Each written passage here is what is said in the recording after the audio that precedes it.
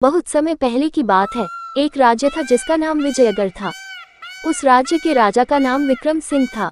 राजा विक्रम सिंह न केवल बहुत पराक्रमी था, बल्कि वह अपनी बुद्धिमानी और न्यायप्रियता के लिए भी प्रसिद्ध था।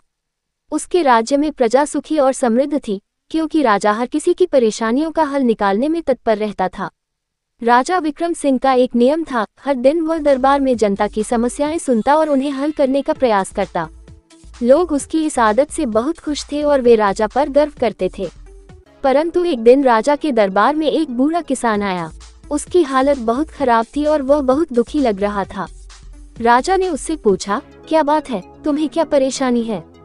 किसान ने राजा के सामने आकर कहा, महाराज, मैं एक गरीब किसान हूँ। मेरे पास केवल एक छोटा सा खेत था जिससे मेरी आजीविका चलती थी। परंतु इस साल सूखे की वजह से मेरी फसल बर्बाद हो गई और मेरे पास अब खाने के लिए अनाज भी नहीं है। ऊपर से साहूकार ने मेरे खेत को भी अपने कब्जे में ले लिया है। मैं और मेरा परिवार अब भूखे मरने की कगार पर हैं। राजा विक्रम सिंह को किसान की बात सुनकर बहुत दुख हुआ। उन्होंने तुरंत अपने मंत्रियों से इस बारे में सलाह ली। मंत्री बोले, महाराज, ये साहूकार बहुत ही लालची और निर्दयी है। इसने कई लोगों के खेत और घर हड़प लिए हैं। हमें इसके खिलाफ सख्त कदम उठाना चाहिए।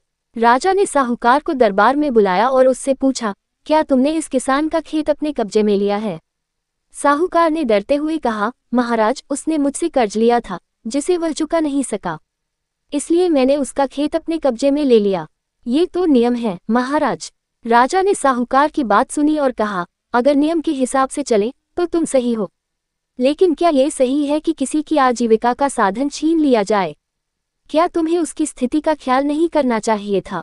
साहूकार चुप रहा। राजा ने कुछ सोचा और फिर बोले, तुम्हारा कर्ज वसूल करना सही हो सकता है, लेकिन तुम्हारा तरीका गलत है। मैं इस किसान को उसकी जमीन वापस देने का आदेश देता हूँ। साथ ही इस किसान को राज्य की ओर से 1 साल तक अनाज और आर्थिक सहायता दी जाएगी ताकि वह फिर से खेती कर सके।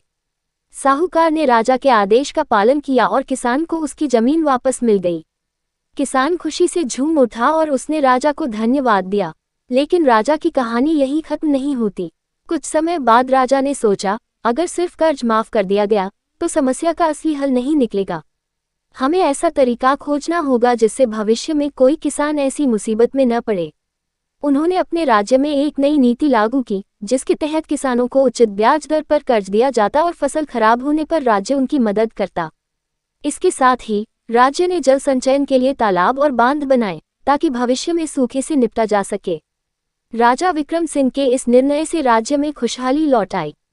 किसानों की समस्याएं धीरे धीरे कम होने लगी और वे अधिक मेहनत और लगन से काम करने लगे। राज्य में उत्पादन बढ़ा और व्यापार भी फला फूला। अब विजयगढ़ न केवल अपनी संपन्नता के लिए, बल्कि अपने न्यायप्रिय राजा के लिए भी दूर दूर तक प्रसिद्ध हो गया। राजा विक्रम सिंह की प्रजा उनसे बहुत प्यार करती थी और उनके बुद्धिमान फैसलों के कारण विजयगढ़ पूरे देश में एक आदर्श राज्य बन गया। शिक्षा। सच्चा नेता वही होता है जो सिर्फ न्याय नहीं करता, बल्कि अपने लोगों की समस्याओं का स्थायी समाधान ढूंढने के लिए तत्पर रहता है। समझदारी से लिया गया निर्णय एक पूरे राज्य को समृद्ध और खुशहाल बना सकता है।